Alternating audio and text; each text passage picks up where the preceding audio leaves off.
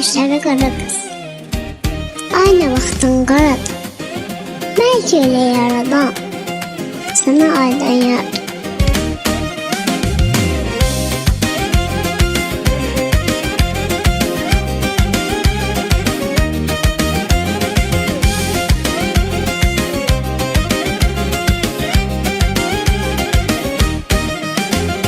Ay gözleri qara qız, vurdun mənə yara qız, qoydun məni tənha, getdin axı hara qız.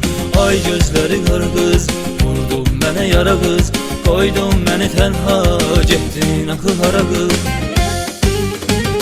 Baxdıqca gözəl gözünə gözlər qamaşır, məst eyləyir eşqim məni ağlım qarışır.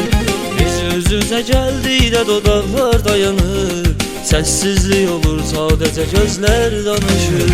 Küssen də qırılmaz ürəyim, sevməklə yorulmaz ürəyim.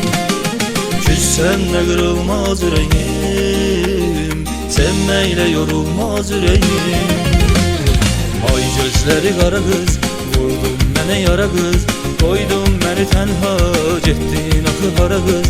Ay gözləri qara qız, vurdun mənə yara qız, qoydun məni tənha, getdin axı hara qız.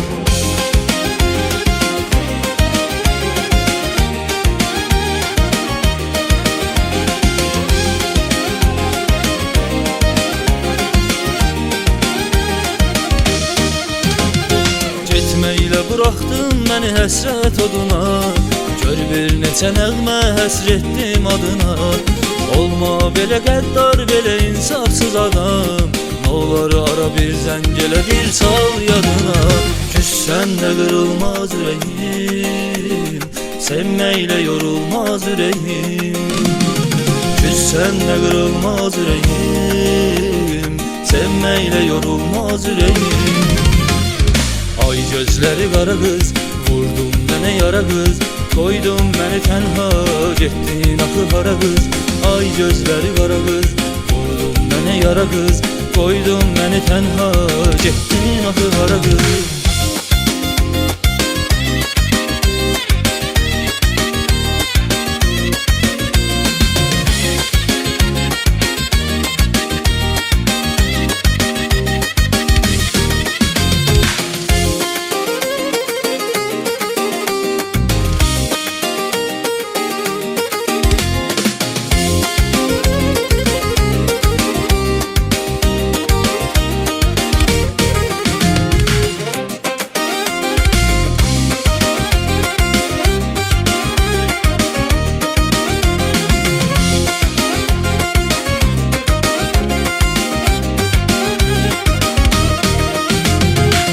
Gözləri qara qız, vurdun mənə yara qız, qoydun məni tənha, getdin axı hara qız.